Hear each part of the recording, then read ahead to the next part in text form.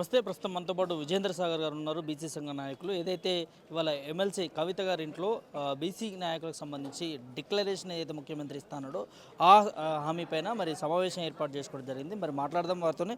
ఎట్లా చూస్తారన్న ఈ సమావేశాన్ని? ఈ సమావేశం అనేది ఈరోజు చీకట్లో దీపం లాగా ఉంది ఇది.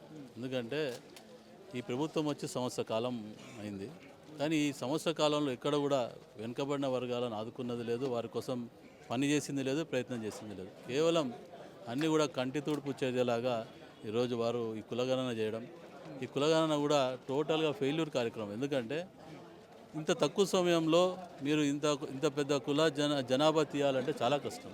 ఎందుకంటే మీరు ఇచ్చిన సమయం కూడా ఎనుమరేటర్లకు మధ్యాహ్నం వరకు వాళ్ళు ఉద్యోగం చేసుకోవాలా, మధ్యాహ్నం తర్వాత కులగణన చేయాలి.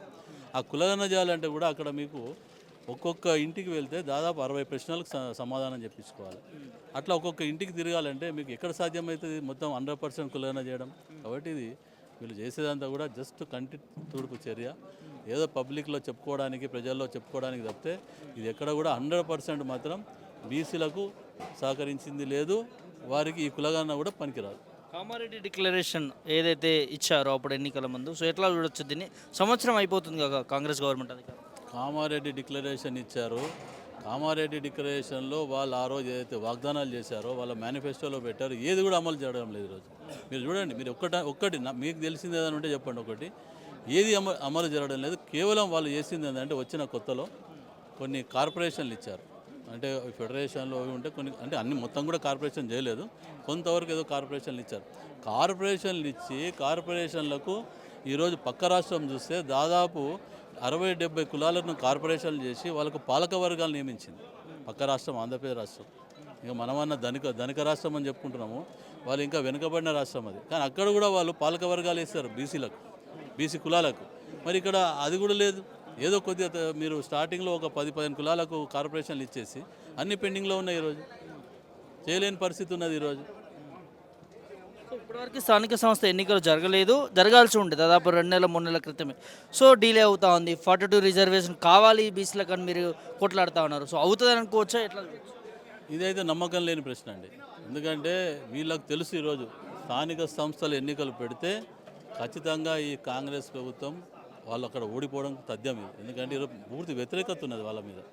బీసీ వర్గాలే కాదు, ప్రతి అంశం, ప్రతి వర్గం అందరూ కూడా ఈరోజు వ్యతిరేకిస్తున్న ప్రభుత్వం ఏంటంటే కాంగ్రెస్ ప్రభుత్వం. ఒక సంవత్సర కాలంలోనే ఇంత వ్యతిరేకత మూటగట్టుకున్న ఈ కాంగ్రెస్ ప్రభుత్వం ఖచ్చితంగా ఈ 42% అమలు చేయదు. స్థానిక సంస్థల ఎన్నికలు కూడా ఈ వచ్చే సమయం ఏదైతే వారి పూర్తి కాలం అయిపోతుందో ఇప్పుడున్న ప్రస్తుత కమిటీది, వెంటనే మాత్రం ఎన్నికలు జరిపే ప్రసక్తే లేదు. ఎందుకంటే వాళ్ళకి తెలిసి ఈరోజు ఎన్నికలు పెడితే ఖచ్చితంగా ఓడిపోతాం. ఖచ్చితంగా ఈ స్థానిక సంస్థ మున్సిపల్, ఇప్పుడు గ్రేటర్ హైదరాబాద్ ఎన్నికలైనా కానివ్వండి, వేరే ఇతర పల్లె ప్రాంతాల్లో ఏదైతే మనకు సర్పంచ్ ఎన్నికలు, ఎంపీటీసీ అన్నింటిలో కూడా మేము ఈ మధ్య కాలంలో కొన్ని అంటే జిల్లాలు కూడా తిరగడం జరిగింది. ఎక్కడ చూసినా వ్యతిరేకత. రైతులకు రైతు బంధు లేదు, ఉద్యోగస్తులు వాళ్ళు కూడా ఈరోజు బాధపడుతూ ఉన్నారు, రైతాంగం బాధపడుతూ ఉన్నది, ఈరోజు ఇతర వృత్తుల వాళ్ళు బాధపడుతూ ఉన్నారు. ఎవరు సంతోషంగా లేరు. ఒక సంవత్సర కాలంలోనే మీరు ఇంత వ్యతిరేకతను మూటగట్టుకున్నారంటే మీరు ఎక్కడ కూడా మీరు ఇచ్చిన హామీలను నిలబెట్టుకోవడం లేదు. మీరు నిలబెట్టుకుంటే ఖచ్చితంగా మిమ్మల్ని ఈరోజు కీర్తించి ఈరోజు మీకు మంచి మెజారిటీ ఇచ్చే పరిస్థితి ఉండేది.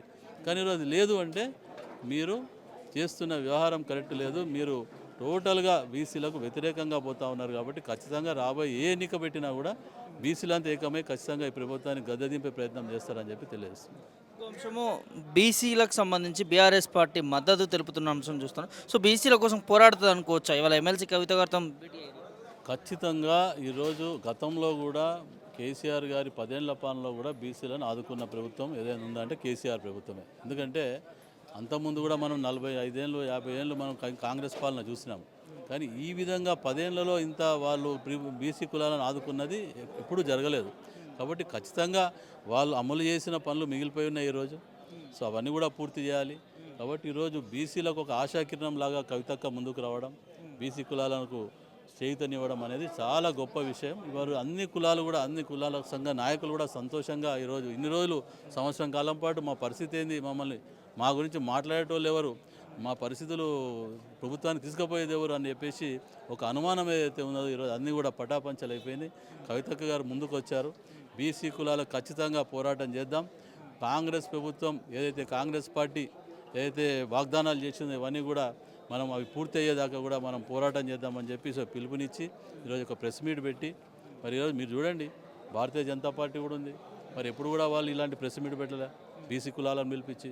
గతంలో కేసీఆర్ గారి ప్రభుత్వం ఉన్నప్పుడు ఇదే కాంగ్రెస్ పార్టీ ఆపోజిషన్లో ఉన్నది. మరి ఎప్పుడైనా మీరు మీ నాయకులు ఎప్పుడైనా ఇలాంటి ప్రెస్ మీట్లు పెట్టి బీసీ నాయకులందరినీ తీసుకొచ్చి వారి డిమాండ్ల మీద మాట్లాడించారా అని అడుగుతా ఉన్నాను. మరి ఈరోజు కవితక్క ముందుకు వచ్చి ఆ పని చేస్తుంది కాబట్టి ఈరోజు అందరూ కూడా పూర్తి విశ్వాసంతో ఉన్నారు.